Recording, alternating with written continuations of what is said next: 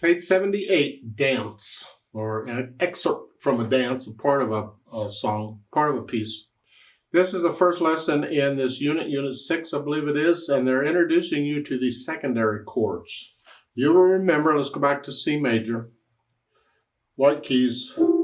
We have had the primary chords. That's the 1, the 4, and the 5, or 5, 7. The 1, 4, and the 5. Well, the secondary chords are the others, the 2, 3, 6, and 7. 2, 3, 6, 7. Those are the secondary chords. In this lesson and the next, they're introducing you to the 2 chord.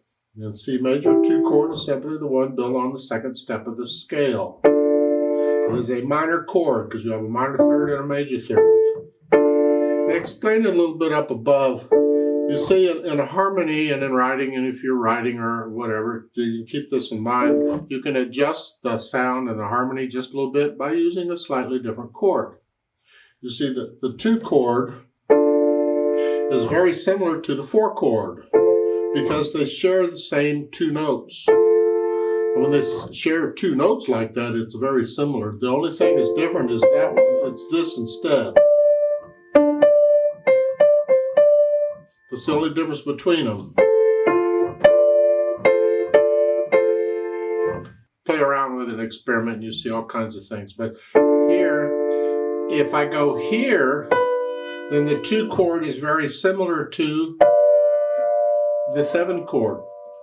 It has 2 notes similar. The B here is an A, so it's here.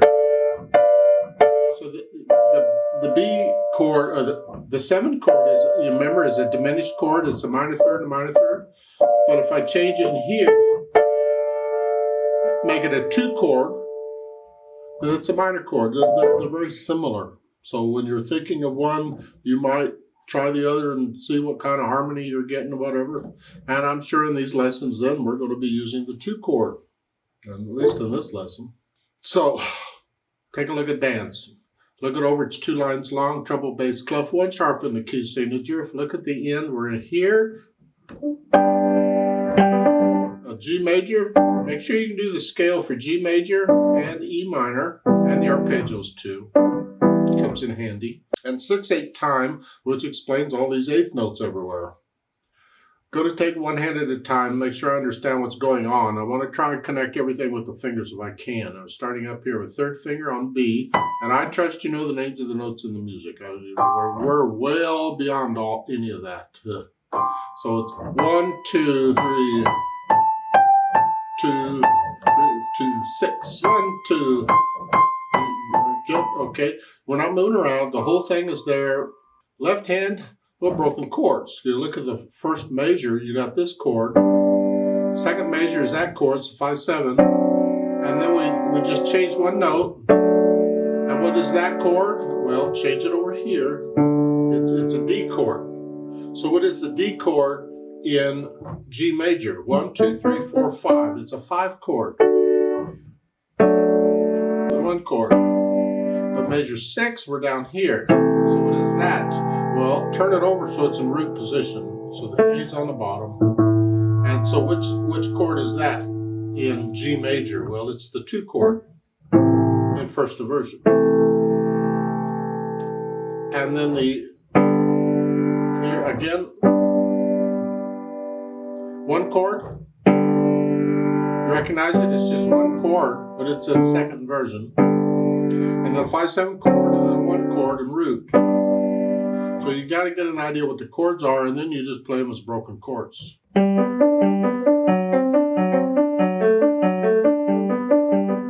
I'd still like to connect these with the fingers if I can. So measure 5, I'm here. And I have to reach down. If your hand's not big enough to reach that, then you have to lift up and move. That's all right, just move. And here. So we get the chords, and then we try the hands together and see what it is. So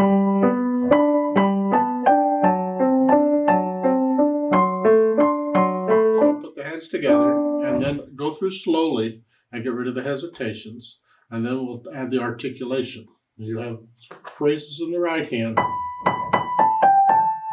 Lift up, lift up. Just lift up between the phrase, like taking a breath. And the left hand connected. So in measure 2, I go to measure 3, I'm going to lift up here, I'm going to connect that.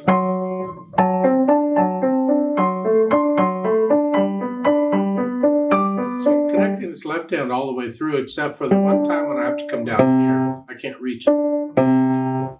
Well, I can, and if I can, I will. But if you can't reach it, you got to lift up. Then once I get the articulation under control, hopefully, the dynamics. It starts out P for piano, and that applies to the melody. In this case, this left hand got to be very soft. Because when you're up here on a piano, it gets soft. And this can easily overpower it. And it gets to where all I can hear is the left hand. So you got to make an effort, listen carefully, keep that left hand really soft. Crescendo in the third measure, you're going to go up to loud for measure 5. Don't get loud until measure 5. So it's soft in the third measure, soft. You're starting, you haven't changed yet. You're starting there, and then maybe every 3 beats or so you get just a hair louder. Then moderately loud, now I'm loud. And then at the end, come down, start the last 2 measures. You start it loud, and then come down like you were at the beginning. And all the time you're doing this, left hand's out of the way, just in the background. But it's better to feel these crescendos and diminuendos if you can. As far as the speed goes, allegretto, I call it the fun speed, but keep in mind we're in 6/8 time. So it's just a feel, overall feel of it. Because if it's a beat, 1, 2, 3, 4, 5, 6. 1, 2, 3, 4, 2. So according to the beat, but when you listen to the song, that's too slow. Who wants to dance to that? So maybe it's the natural accents. 1, 2, 3, 4, 5, 6. 1, 2, 3, 4, 5, 6. But if I do that allegretto, 1, 2, 3, 4, 5, 6. 1, 2, 3, 4, 5, 5.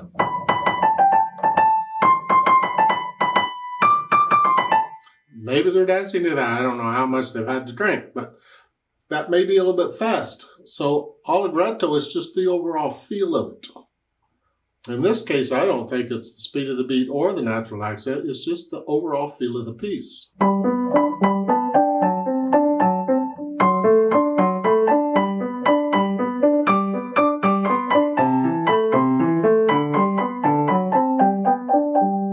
Don't play it the way I do. You decide how you want to play it. How does it feel to you? Picture people dancing to this, and however they're dancing, I don't know. Think about people dancing back in around 1800 or so, or whatever, and how fast would they go? It's a happy piece, so be happy. Now, there's a note under this to transpose this to A major. We're in G major. They want to go to A major. It's one whole step up. So as far as the melody goes, I'm going to take each note in the music. I'm going to simply mentally take it up one note. So instead of this position, I'm in this position. But I'm in A major. A major has 3 sharps. So we got to stay within the key signature. That's why knowing the scales comes in handy. You just play those. So instead of here, you have a C sharp. And we're not moving around, so it looks like the C sharp is the only thing the right hand needs to do. And it's here.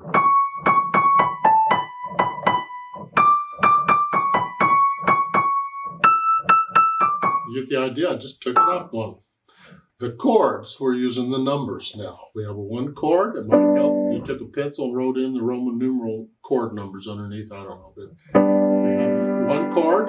So an A, it's 1 chord, 5/7 chord. And then 1 chord. The measure 6, that's the 2 chord, which would be here, but it's in first inversion, so it's here. So it's the B, it's the D on the bottom. Remember, we're going down here, so I went from here to here.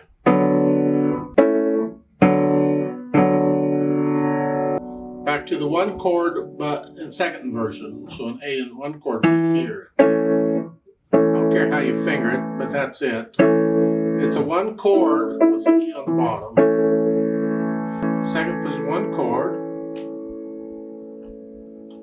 And then see, so next to the last measure, the first chord, remember, is a 1 chord, but it's in second inversion, so we'll put the E on the bottom. And the next one is a 5/7 chord, just like you've been doing. 5/7 chord is that. And then the 1 chord. Again. And then once you can figure out the chords, then you kind of put it together.